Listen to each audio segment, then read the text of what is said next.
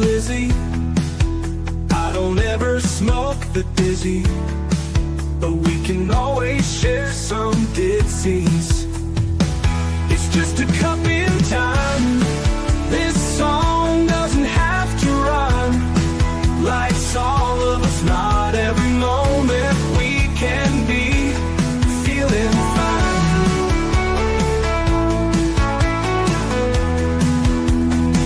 I wanna share a moment, just a second if you will, maybe even a cup of thrill.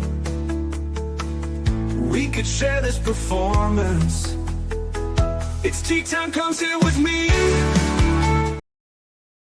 Well, guys, Miss Liz is back. That's right. And I have an exciting guest in the house tonight. I have Valerie Holden in, and we had a good time talking in the back. So we're going to have a good time talking live with all of you guys. So let's get us all started and by getting everybody over to Miss Liz's YouTube channel and click that subscribe button, share it with a friend, a family member, and all those co-workers, because there are incredible tea times on that channel.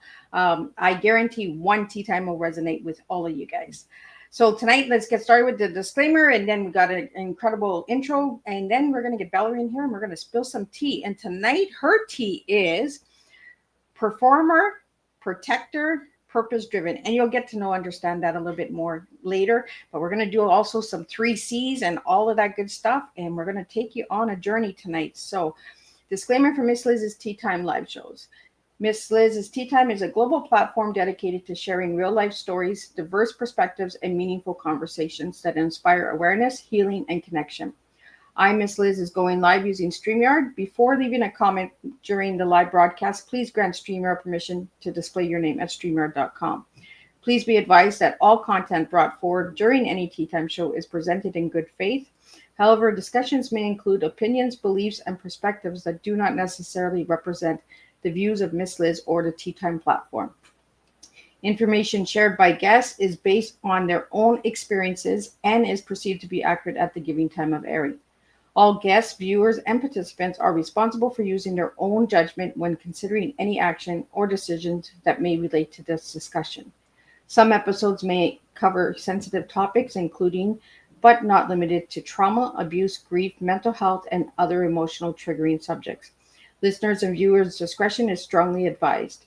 Tea Time with Miss Liz is an open discussion forum designed to offer insight, inspire awareness, and create connection. It is not a substitute for professional, medical, legal, or therapeutical advice. If you require professional support, please seek assistance from qualified professionals or trusted resources in your area. If you have any questions regarding this disclaimer or the content of Miss Liz's discussions, you are welcome to contact me at my email at bookingmissliz@gmail.com or visit my link tree at Miss Liz's Tea Time. By choosing to participate and comment on or view these live shows, you acknowledge and accept this disclaimer. Your participation is entirely voluntary. Miss Liz welcomes you to join the conversation with an open heart, and if at any time you feel this platform is not right for you, I respect those wishes and decision and welcome you back whenever you are ready. Tea Time with Miss Liz is serving truth and awareness one cup at a time. Now let me get a little bit on my guest, and then let's spill some tea. So tonight on Tea Time, I have the honor of sharing this space with the incredible Valerie Holden, a storyteller, writer, and advocate for courage and self-discovery. Before founding Bossy Woo, Valerie's dedicated over 20 years of her life as a police officer, serving her community with strength, integrity, and resilience. Her journey from law enforcement to storytelling is a powerful reminder that transformation often begins when we choose to listen to the quiet call within. Through her words and her work, Valerie inspires us to embrace our truths, step boldly into who we are, welcoming and creating spaces for healing and change in our communities and within ourselves. So pour yourself a cup of your choice, settle in, and open your hearts as we share in this empowering conversation. And let me welcome Valerie into the studio. Welcome, Valerie. Hi, Miss Liz. Thank you for having me. I need like 10 of me to say all of these words. Like sometimes I feel like digga, digga, digga, digga, digga, digga. You could have somebody pre-record it for you, and then you could just sit back and relax for a minute. Yeah, I'm working on that. That's coming up for September because reading that disclaimer alone it's gut wrenching sometimes, and I worry about what my guests are thinking in the back, or my listeners are like, "Oh, Miss Liz, we've already heard this." So, Valerie, welcome to Tea Time. So, tell me a little bit about Valerie, who she was as a little girl, and who Valerie is now. Well, it's funny because when you mentioned the performer, as a little girl, I remember my mom would drive us to swim school. Instead of going to kindergarten, we went to the school where we did gymnastics and learned how to swim. And our teacher taught us piano, and she was Swedish, so she taught us how to speak Swedish. But I just remember on the way over to there, I would sit in the back seat, and my mom would have the radio on, and I would pretend like I was singing. So that was probably like 4 or 5 years old. So that's what started me on that performing. And then, ballet and all the little dance classes that you take as a little girl.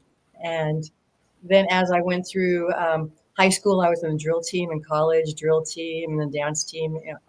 High school, junior high school, and college dancing. So that was the performer part.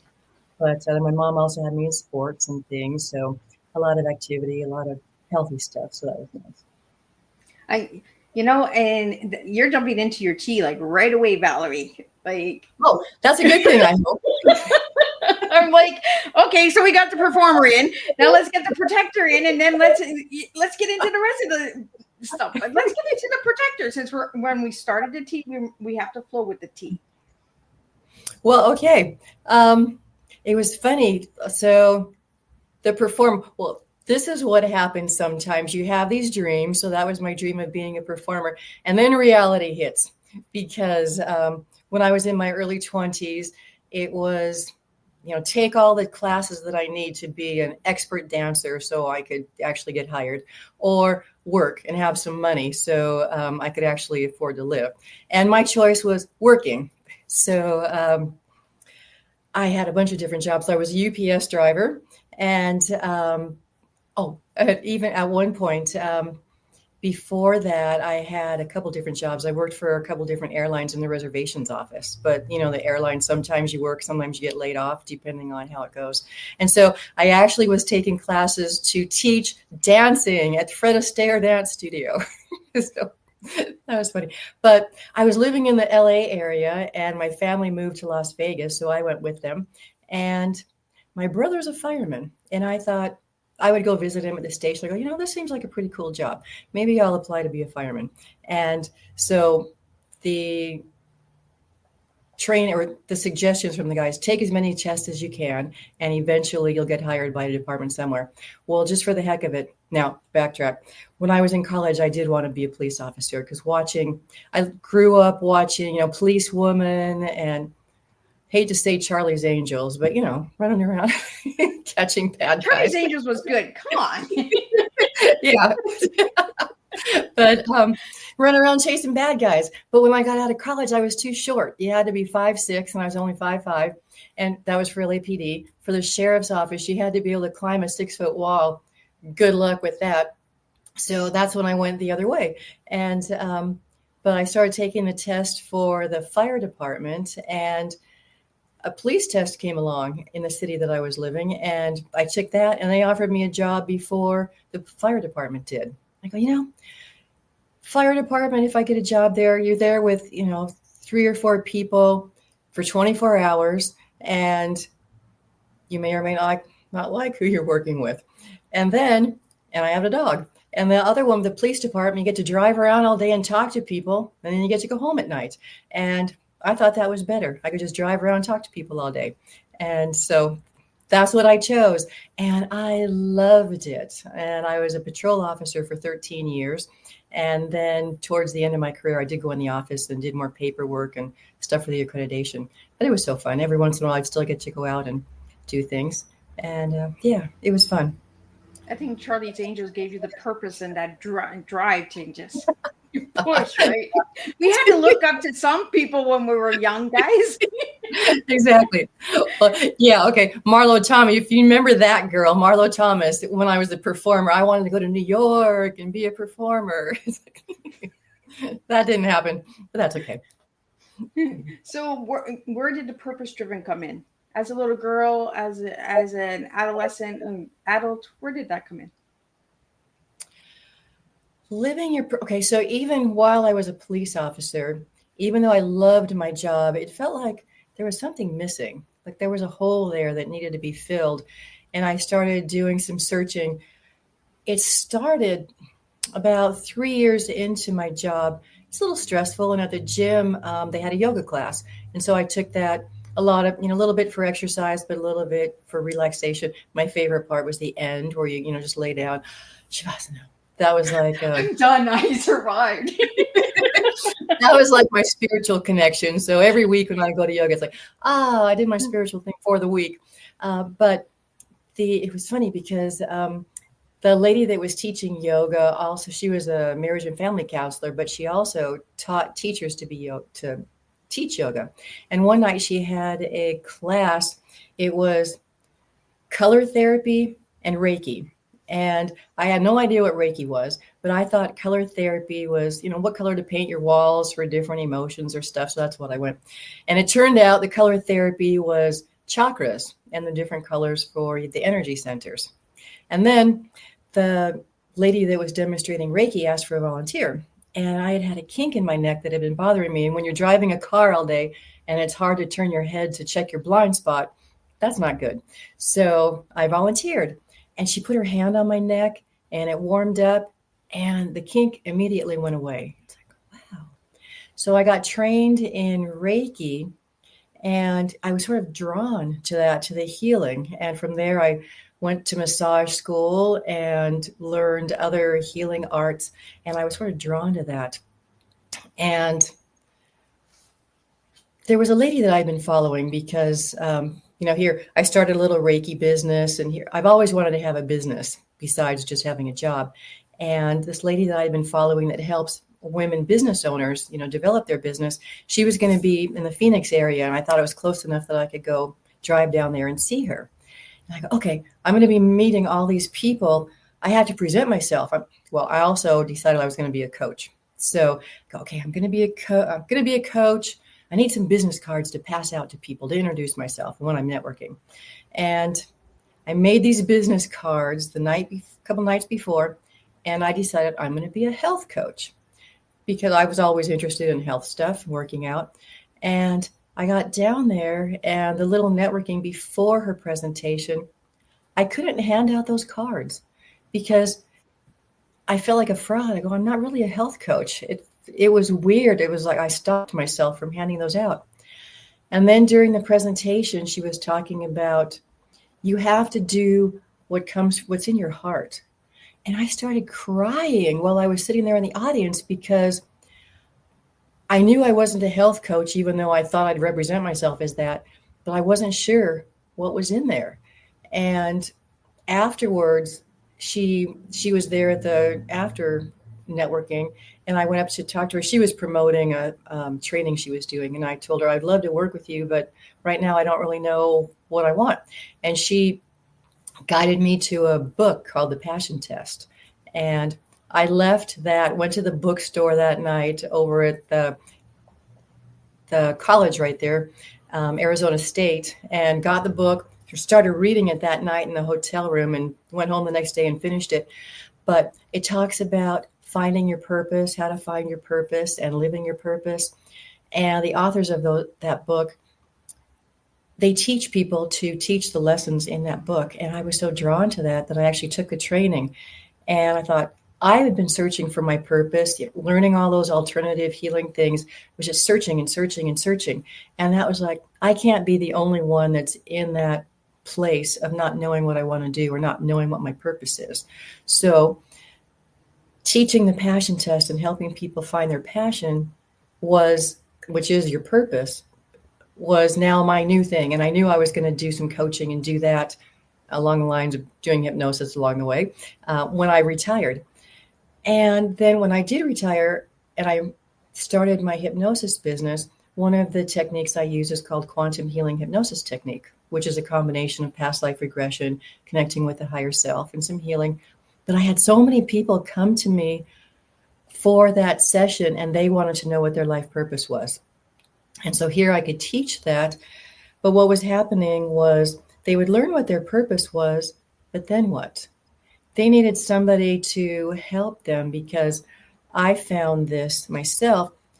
Your friends or your family aren't always your biggest supporters when you're finding yourself, and you may go on a path that they think is crazy, or like, what are you doing now?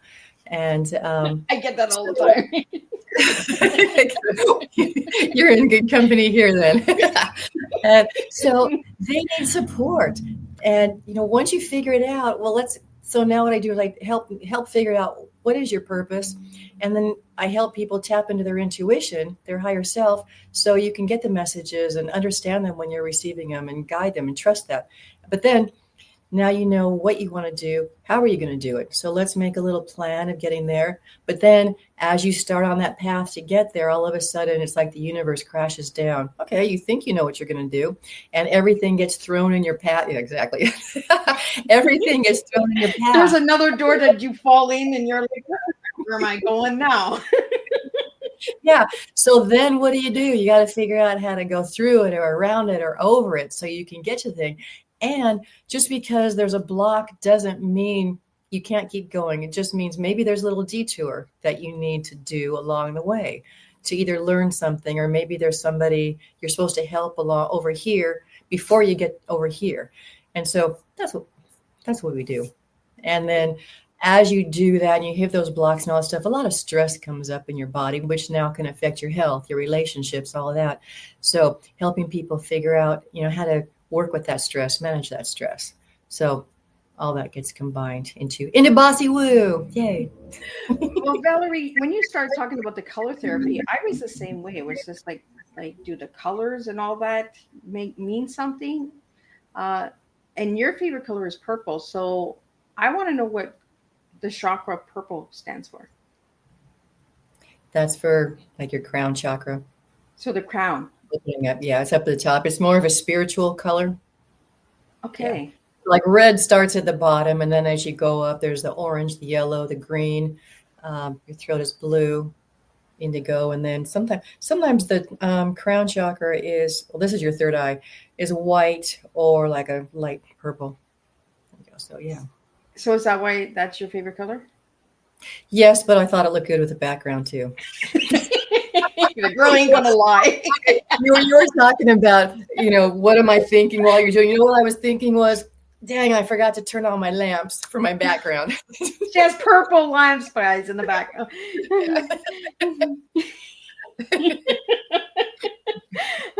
We had a question that came in while you were talking as well, Valerie. What is past life regression? Past life regression, okay, it's not for everybody, because not everybody believes that we have past lives. But during a past life regression session, you go into a hypnotic state, and then I talk you through the client is actually talking to me. I will ask questions, and we'll figure out like what time period we're visiting, what were you in that particular time period, man, woman, child, adult. What did you do during that time period? Where did you live?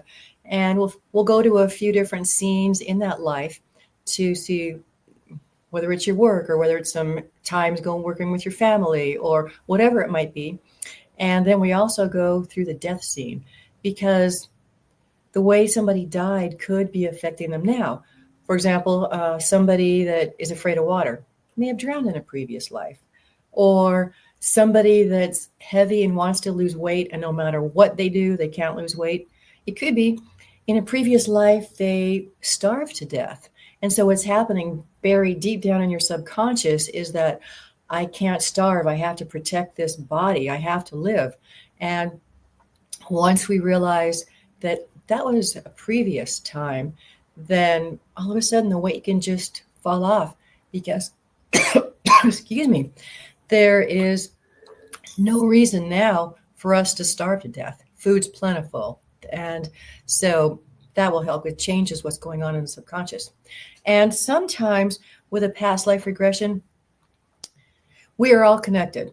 So somebody might be seeing scenes that may not truly have been themselves actually at that particular time, but it's a scene that they need to see. It's a life they need to connect with to get lessons. And once we get through all that and go through the death scene and I have to ask permission, connect to their higher self. But we start getting answers and find out why during that part of the session were they shown these scenes. And so the higher self will give them some answers. It could have been somebody I had as a client. It was to show her, well, this was interesting if I can go through that. We didn't really go through many scenes. She almost ended up, when she arrived at that place, at her death scene. And we showed she was a leader in a tribe, and then she died shortly after that.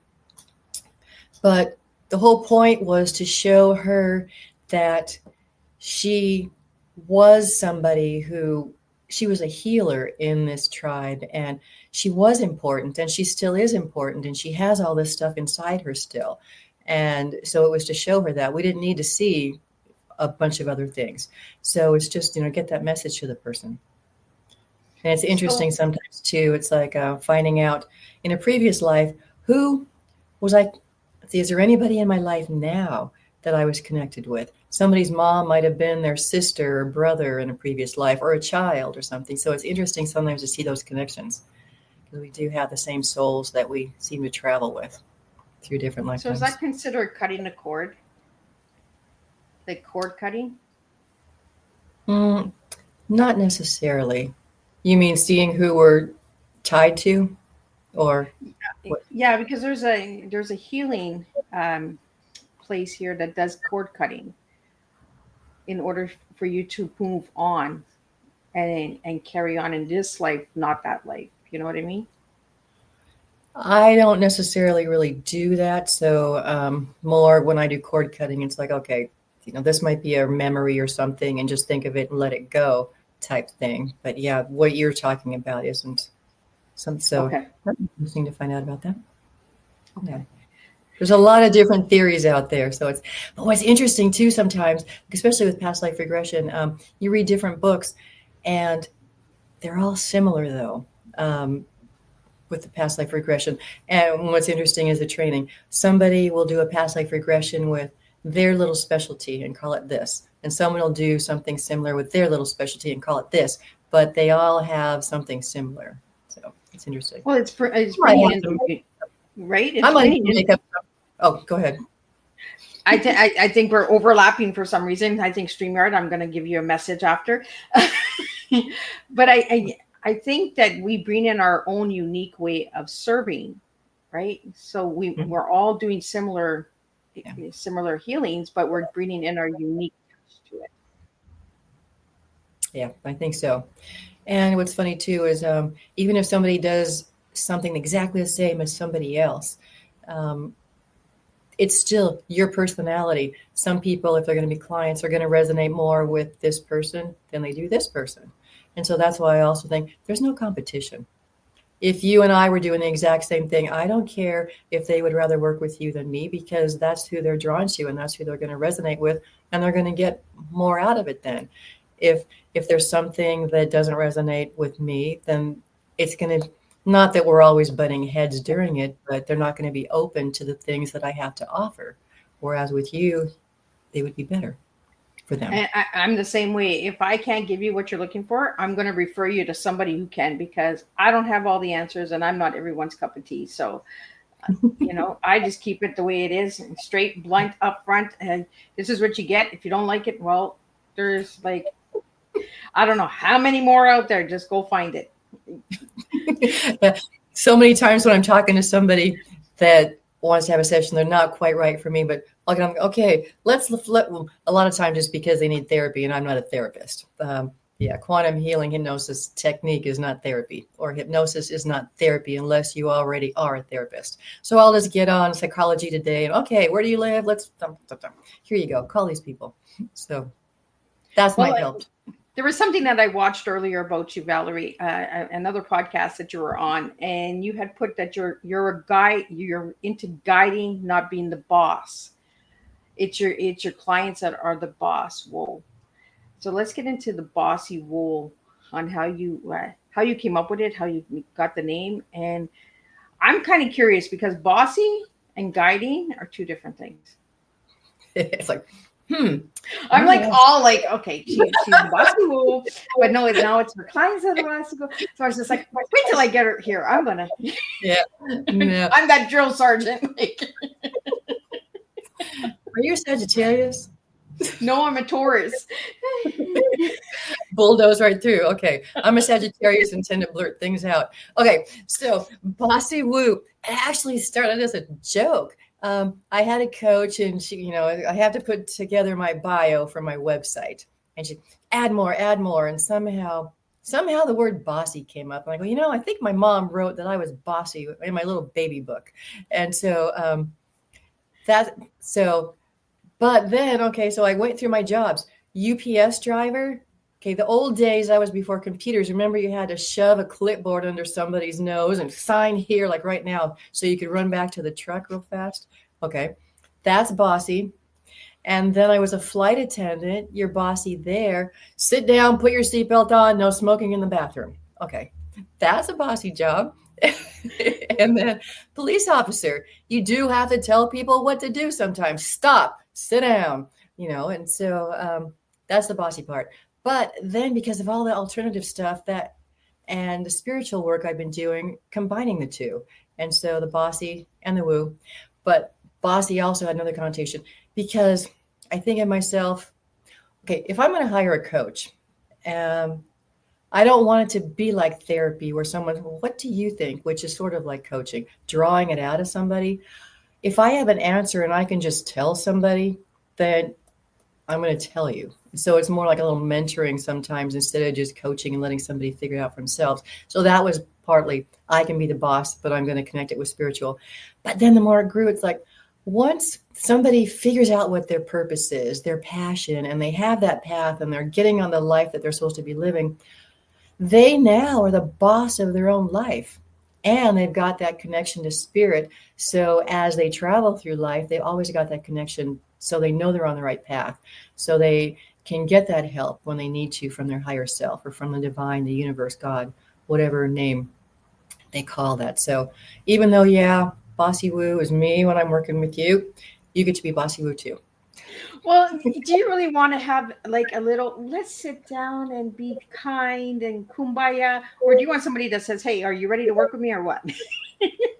Exactly. In fact, last night I was just going through my if somebody wants to work with me, paperwork type thing. And it was like, okay, this is not for you. If you're not ready to work, if you're not going to listen to what I have to say, here I am. Okay, sorry, here I am pointing my finger. She's being the boss. Sorry, everybody. Yeah, you know, if you're not going to do the work and you just want to show up, or you know, and you don't want to do the homework, then you probably don't want to work with me. If you just, you know, maybe we should do a sound healing session or something, but not a whole program. I'm ready. I want to work with people that are ready to change their lives. I'm tired of where I am. I have this yearning inside and I don't know what I'm supposed to do. I need the help to find out. So yes, if that's what you need, then I would love to have somebody reach out to me and I would love to work with them. But if they're not ready, they have to be ready. I'll talk to people sometimes and it's like, you know what? Maybe you should think about it. Maybe you need a little more time to do whatever you're doing now. And in 6 months, maybe we'll talk because you're not ready yet. You know, a scale of 1 to 10. 1 means you don't care about making any changes. And 10 is you wished you would have done it 5 years ago. Where are you on that scale? And if somebody's not at least an 8, and that's sort of iffy, then don't waste your time. Don't waste your money working with somebody because you're not going to get out of it what you need because you're not totally invested in it. You don't really care about changing. Even though you might want to, there's a difference between wanting to and really being ready and willing to go all in to make the changes. I was here sitting and my head was screaming was 8, 8, 8, 8. And here she says the number 8. I'm just like, and then, okay, so when they get stressed because I won't work with them yet because they're not an 8, then there's that little, have you ever done this? The little figure 8 around your eyes to reduce stress? Yeah. Right. Well, it's the infinity, right? Time matters. Like, and I even had an infinity car for a while. I loved it. Right. It all goes together. It's like tea, right? And I tell this to everybody, time, it's a time travel. It's the past, the present, and the future. Are you tired of the past? Or are you sitting just in the present and you don't have no future goals, no future? Like, if you're not ready to move forward, you just want to do the excuses, then I'm not here for you. You know, it's like, you take the time and come back in 6 months and we'll see if you're ready. I think healing is time, but time well spent, if that makes sense to you. Mhm. Well, I remember, like you said, you have to have something. When I first retired, before I actually started my hypnosis business, we had just moved to a new town. My husband was working, and he had met some friends because I was still finishing my job up before I moved completely here. And so I didn't know anybody. I didn't know what I was going to do. I mean, I knew what I wanted to do, but just not yet. And it was like I had no purpose. And I remember sitting on the couch, just like staring at the TV, probably for like 2 weeks straight. What am I going to do with myself? It was almost like I went into a depression, not a clinical depression, but yeah. So finally, you have, when that happens, you have to get up and move and start doing something. And they had some classes at the college that was for the community. And I just started taking some classes and meeting people and actually getting back into life. And so then it's like, okay, now I got the oomph. I think it took about a month and a half to get my business going and, get all the stuff you need to do. So, but it was just getting up and moving and meeting some people that now I've got the incentive to do what I want to do and get going. So Valerie, we have a question that just came in. Do you work with just women or men as well? I work a lot with women. Most of my clients are women, but I do have some wonderful men that I work with. And what's interesting is my men clients, some of those, they follow directions better sometimes. Surprisingly, but they do homework. There are men out there that do listen. I love working with my male clients. I just have a lot of women that actually come to see me. So, but yeah. I think women are more stubborn head, like bullhead, because it's woman on woman, right? It's that queen bee in the house. Like, oh, do I need to listen to her or do I need to listen to me? Like, it's that back and forth. Yep. We think we already know it. So why do I have to listen to her? Hey, you came to me. So now you need to listen. I will call you on it. That's why, like, sometimes in my quantum healing, so there's part of it. Once we do the past life, the next section is where we connect with the higher self. And the client has given me a list of questions that they want answers to. And what's interesting was, now, I've already talked to my client before we ever start the session. So I already know what their voice sounds like and how they speak. And then during the past life regression, as I'm asking questions, again, they're answering. And so I know how they talk. And once we get to the higher self, I know whether or not we've connected with the higher self because either their voice will change, whether it's higher or lower pitched, or whether they speak faster or slower, and the words they use. And then they also say, well, he or she should whatever. And so every once in a while, I have somebody that will want to butt in, and I'll ask a question, and they'll go, well, I already warned them at the beginning. You need to just relax, sit back, let the answers come through. And if you try and butt in, I haven't said Bossy Woo you yet, but if you know who Dr. Laura is, she's a psychologist on the radio who has a call-in show, and she is very blunt with her clients. So I tell them, I will Dr. Laura you if you try and butt in. And it's like, I have to call them on it. This is your session. You want to get some answers. So you just need to relax and let the answers come through. Don't try and get the answers. So yeah, it's sort of funny sometimes, and it works, but they've been warned. So and for all of the audio listeners out there, she is pointing her finger at me. I'm pointing at the screen. You're over here on me. If it went that way, it's because my right hand. You're over there. You're over here. I'll just start using this hand so it doesn't look like. I want to get some of these questions out to you, Valerie, that came in. How did 20 years as a police officer influence the way you guide and support women today? It's interesting as an officer because you are almost like two personalities, because sometimes you have to be tough and you use your outdoor voice, or whatever your mom says, your indoor voice. You have to yell at people and make sometimes project. Okay. But then you're in situations where we've got victims, you've got traffic accidents where people are hurt and they just need the caring side of you. And I have chills. So this was a question that I needed to have. Thank you, whoever asked that. There's so many times when women are victims, unfortunately, domestic violence. And so we had to counsel them. So as a police officer, yes, you're an authority figure, but you're also a counselor. Some people may be trained psychologists, but you have to be a psychologist and a therapist and a healer and all this stuff all rolled into one, because there's so many different situations. And many times women are the ones that need the help. Men need help too, but many times they can figure out their own solutions a lot of times. But women reach out because they do need the help. And so many times women feel more comfortable when there's a female police officer there. And so they would share things with me that they might not, one of my partners, if it was a male partner. And so working with the women in that situation, I like to believe I had the compassion before that, and that's why it helped in that job. But just helping them in that situation also helps me now too. Well, and you just mentioned something, Valerie. A police officer is many titles that a lot of people don't see, because you don't know the situation you're going into. You could be going into a life-changing experience on a call, or you could be going into a situation where somebody just needs to be heard, right? Or get guidance and support and solutions and that.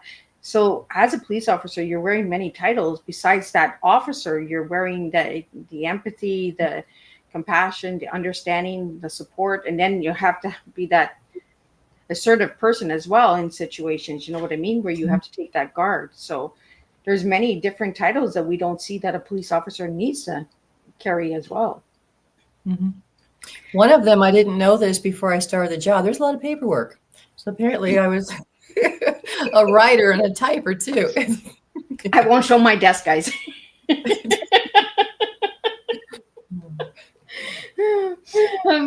So Valerie, you wrote in a book called The Call Within. So let's talk about The Call Within, because that's almost like an anthology book, correct? That was, I think there was close to 50 authors in that one. I got you right, that one chapter in that book. And that was more about how I got here, finding my purpose.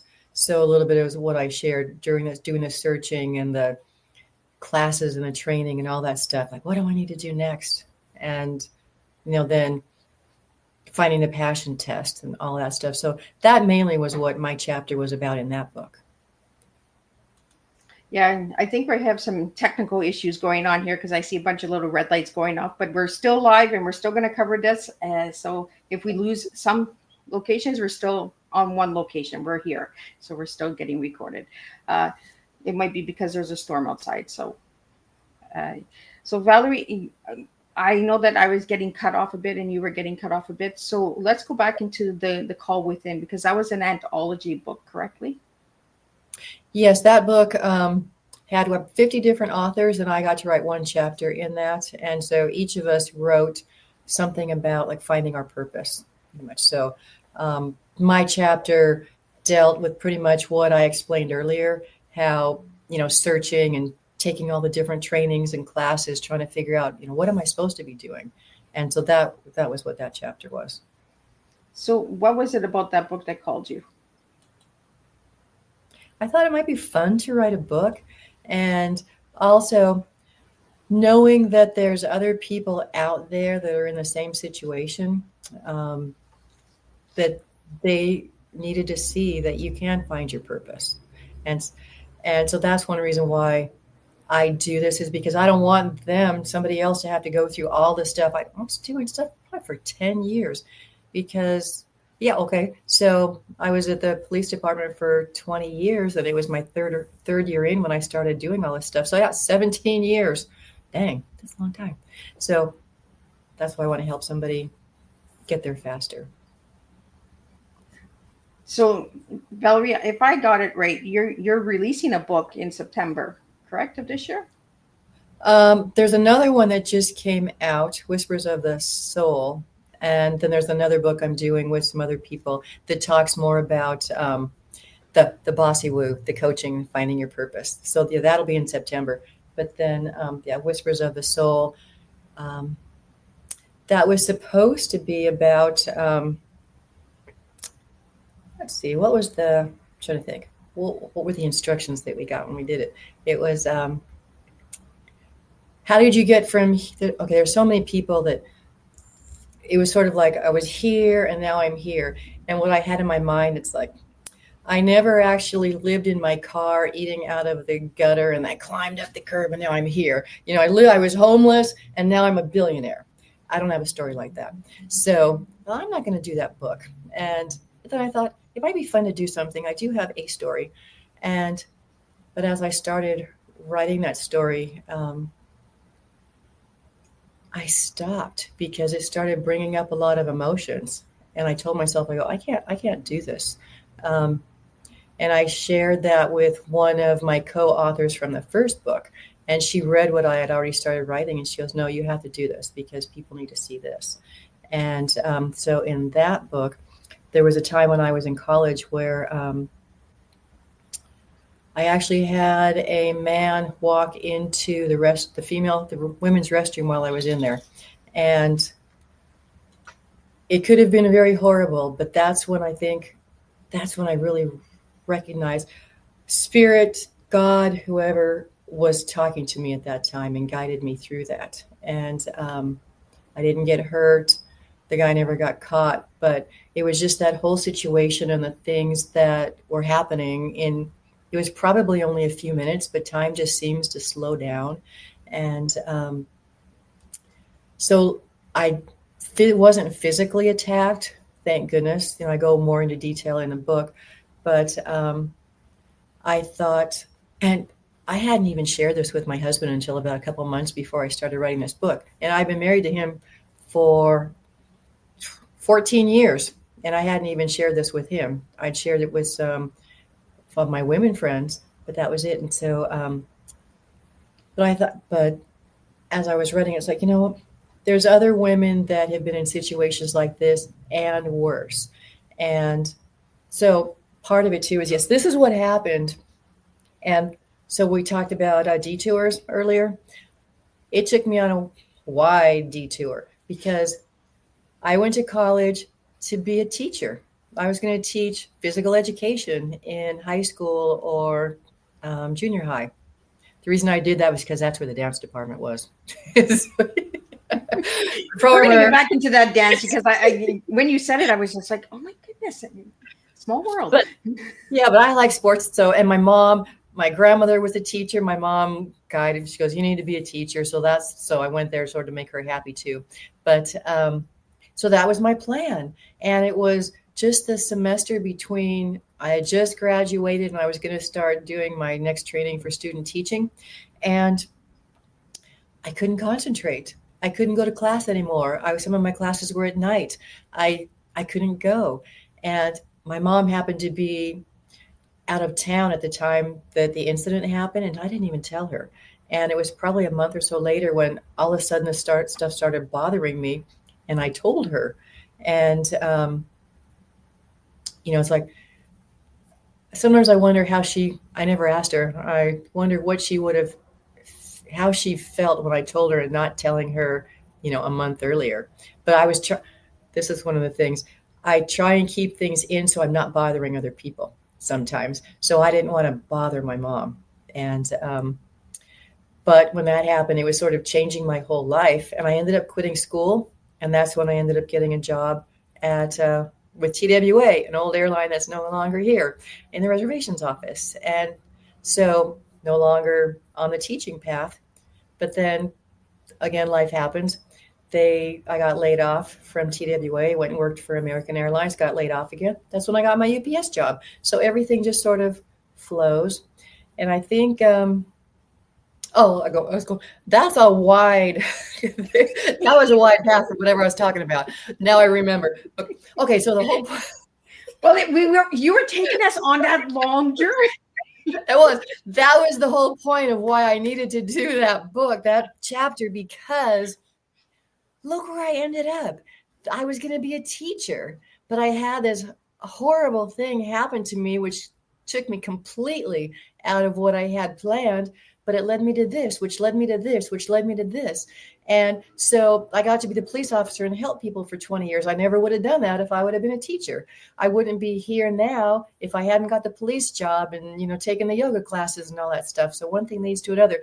But the point of that was, too, something bad can happen and take you completely off what you think your track or your path is. But good things can come out of it. So that was a long way of saying that. But Valerie, that's what I mean, right? If we change the past, the present would not be what it is today. So the future will not be what it is tomorrow. The time travel, had you not had that experience, you would have been a teacher. You wouldn't have met the people that you were supposed to meet as a police officer. You wouldn't be where you are today. You wouldn't be working with the clients that you are today. And you wouldn't be sitting here having tea with me and taking me on a long journey. And how horrible would that be? I wouldn't have got to meet Miss Liz and do tea time. Right? It all happens for a reason. The spill of tea happens for a reason. The time travel happens for a reason. And sometimes you think you're going to the right and the bend in the road takes you to the left and you're like, where the heck am I going now? Or it takes you straight and you're like, whoa, buckle up. It was like, whoa, I just hit the wall. I need to rest. Yeah. Okay. How many times? That's when you need to listen to your intuition, because how many times I know someone who go all the time and was being told you need to slow down, you need to relax, and ended up spraining her ankle. So guess what? She ended up slowing down and relaxing. So if you don't follow your intuition, if you don't, whatever the universe is telling you, you need to follow it. Otherwise, it will make you do what it wants you to do. It'll make you sick. I'll show you. You think you're going there? You're going here. Yep. You're going right on your butt for about a month while you heal. Right?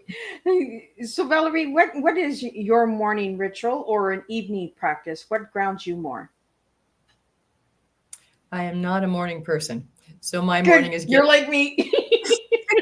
Well, shoot, I send you an email and you answer me, and it's 11:30 at night. And I'm not sure what time zone you're in. I think you're 2 hours from me. So, yeah. And then you're answering again when I reply. It's like, oh my goodness. So that was funny. But I could be up till 1, 2, 3, 4. Well, not 4 in the morning, but sometimes I get my best stuff at 9 o'clock. So I like to, in the morning, and just get up and feed the dogs and then get ready for the day. But at night, that's when I like to just sit sometimes and relax and sort of plan for the next day. I do have a ritual every Friday. One of my groups that I'm in, somebody does a sound bath over Facebook Live. So it's like at noon on Fridays, nobody bother me, because I've got one of those mats that warms up and it's got crystals in it for chakra healing. And I lay on the mat and I just listen to the sound bath, and that's... I want to talk about sound baths. Time is flying with me and you. I want to talk about sound baths. Okay. Because I've never heard of them. What are they? Oh, well, can I show you my bowls? You might... Sure. Well, sure. Well, actually, here's a bowl right here. Have you seen these crystal bowls before? Yes, I have. Okay. So that is just... the sound bath is I use these bowls, or I have some little kochi chimes. They're like little bamboo things that have things. Let me go grab one. See, I literally went sound bath. Like you're in the tub and there's sound. No. It's the sound in my head. Yeah, it's the sound frequencies have different healing properties. So I have a set of 7 plus an extra, which is the Om, the universal frequency. And so I just play that, and people can just relax. And the bowls also resonate with the different chakras.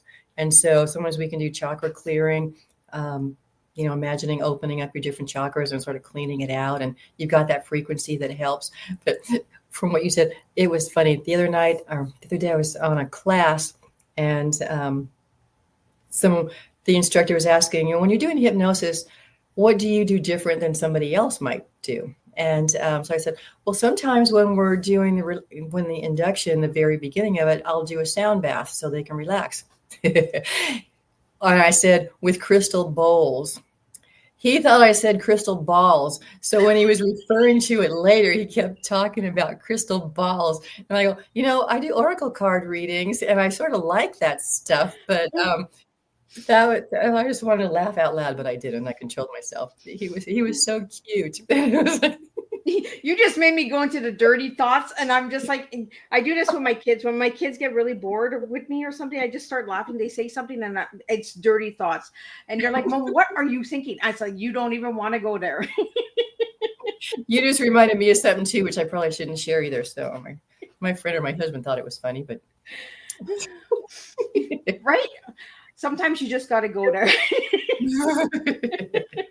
It's like when you said sound baths, I was like, sound baths. Like, I want to practice this? I love my bubble bath. So is there something that I need to be doing in the sound? Like, can we do sound therapy in the tub? Like, you could. Yeah. Well, actually, I haven't done one yet, but there are people that I know. They get people floating in the pool. You just get on a raft in the pool, and they'll play the music on the side, and everybody because you've got the little motion from the water, which is very relaxing, and then you've got the music coming from the side, which is relaxing. So yeah. Wow, that's why I always play music when I'm in the tub. There's my sound bath, guys. Hey. I'm trying to get the dirty thoughts out of my.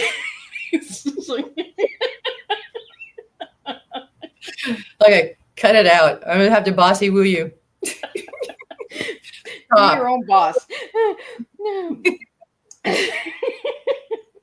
Okay, I got a question here for you, Valerie. What is one affirmation that you go to for strength? You can just make up your own affirmations. So was that a question of somebody needs an affirmation? I'm just trying to get out of that dirty thought mind.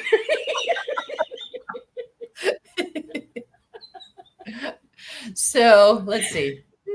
If someone needed an affirmation, I'll just tell somebody how to make an affirmation. Think of whatever it is that you're trying to overcome. Think of the negative part of it, and then just change it into something simple. So a lot of people have money concerns. I don't have enough money. Well, you just turn it around. Money is plentiful, or I'm a money magnet. And that's when you start, putting all those little affirmations on your mirror or in your wallet, or somebody that wants to lose weight. I'm slim and trim and healthy. And whatever you're trying to change, just turn it into something positive. So for strength, I have confidence. People look to me for guidance, or, whatever it is. If you have to speak in front of people, I am a renowned world-renowned speaker. People give me standing ovations when they see me give my speeches, or whatever.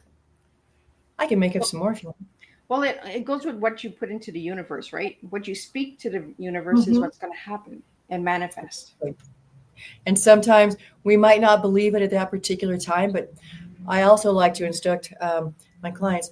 Say it out. First, you're writing it, but say it out loud too, because now you're using more of your senses. If you just think it, it's just right there in your brain. But if you're writing it, now you're using the physical part of it. You're actually seeing it. You're speaking it. And then as you're speaking it, you're also hearing it. So you're using all those senses as you're getting it out into the universe. And then the more you say it, your subconscious starts recognizing that. And you're overriding whatever the negative things are that you're trying to overcome. So you're putting these new thoughts in there.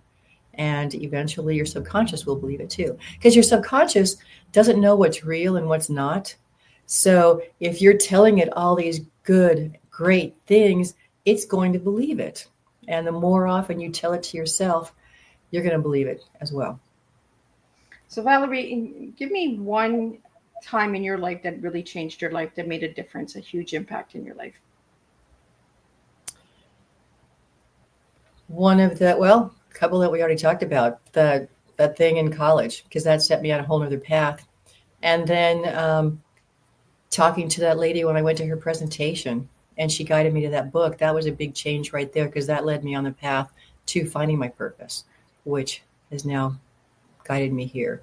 So those were a couple of big ones. Not ones I expected. How embarrassing to be sitting there in an audience crying your eyes out. But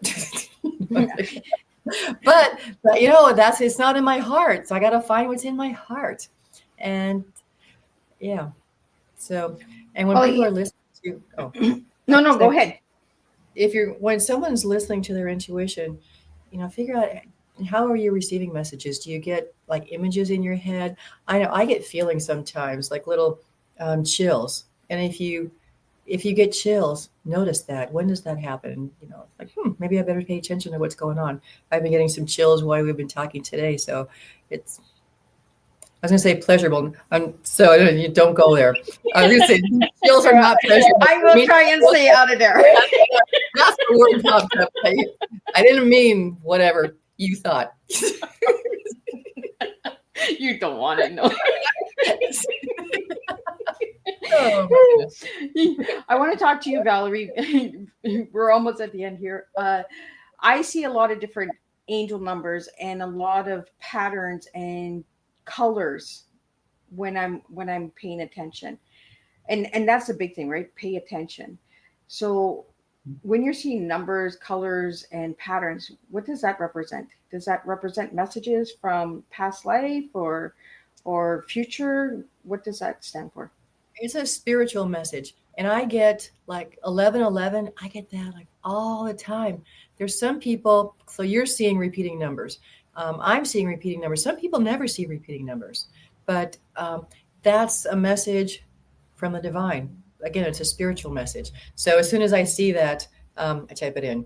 If it's one that I'm not familiar with, but a lot of them, it's like they'll, a change is coming, or you're on the right path, or your guides are here with you, type thing. But so I always got my phone. Oh, 333. What is that? But yeah. No, because I do see that a lot. I do see repeated numbers. I see 1111 every single day.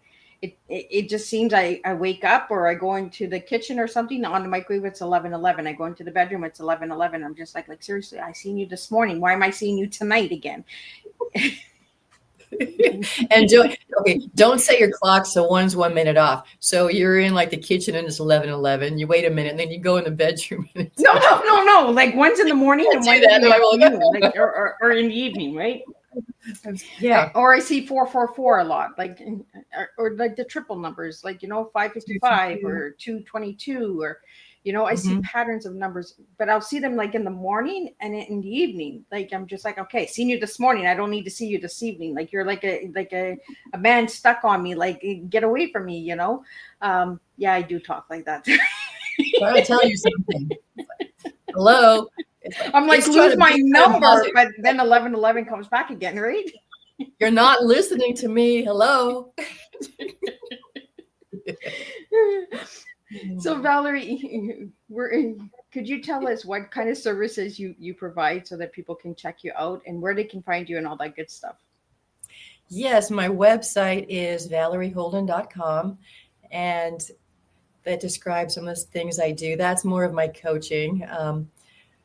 My hypnosis, which I don't do as much, but it's got the quantum. If you go St. George Hypnosis Center.com, and it can either be ST George or SAINT George. But I also, I forgot. Anyway, if somebody, I have a little missing to mission map, which is a little guide, just a couple of exercises that someone can do if they want to get some clarity on that. And I meant to have it in front of me here. But if somebody wants to email me at Valerie@valerieholden.com and let me know you want to get that missing to mission map, or if you want to have a session with me, it's just a complimentary 30-minute session, missing to mission. What are you missing in your life and what's your mission? So we figure out where you are, where you want to go, and what's stopping you. And so if you want to email me and just let me know, hey, I would like to have a session with you, or I want to get your little exercises, see what's going on. And Valerie, what's your final message for everybody tonight? We all are here for a reason. And many of us know that, and many of us are still searching. And for those that are searching, find some help, because I don't want to see you feeling the same way I did, feeling stuck or lost or like you're just spinning your wheels. So whether you reach out to me because you had fun with us tonight, whether you want to reach out to Miss Liz or somebody else that can help you, but get somebody that's going to be your cheerleader and your guide. Hey, I said guide. Somebody that can guide you, mentor you. Somebody's going to help you find where you need to be and get you on that path. And they're there to support you as you're going through your process and as you continue on that path. So. Well, it was a pleasure, Valerie. You took me down some paths I didn't even want to go down. And it's been fun. Yeah. Well, it was a pleasure having you here on Tea Time. And I want to thank Dr. Jim Price for jumping in. He was on Tea Time as well. Check him out. He's got an incredible children's book out there. So thanks, Jim, for popping in. We had some people from Instagram that popped in, and then we had some glitches. You know, that's the spiritual world that's glitching in, I think. It needed to turn off those channels because they were too busy. So we still had the LinkedIn and YouTube that stayed on. I think Facebook and Instagram is having some glitches again. So, but I want to thank everybody for tuning in, and thank you again, Valerie, for sitting and having tea with me and going down some paths and having some fun and some giggles. You know, sometimes we just have to have some fun. So a little bit about what we did tonight. We had an empowering session with Valerie Holden, a true reminder that embracing your story is the first step forward, rewriting your path. Thank you for joining us on Tea Time, journey of insight, courage, and connection. Until next time, keep planting seeds of change, one cup of tea at a time. And I'll be back same time, same place on Thursday, and we'll do it all over again. Bye, everybody. Thank you, Miss Liz. This was fun.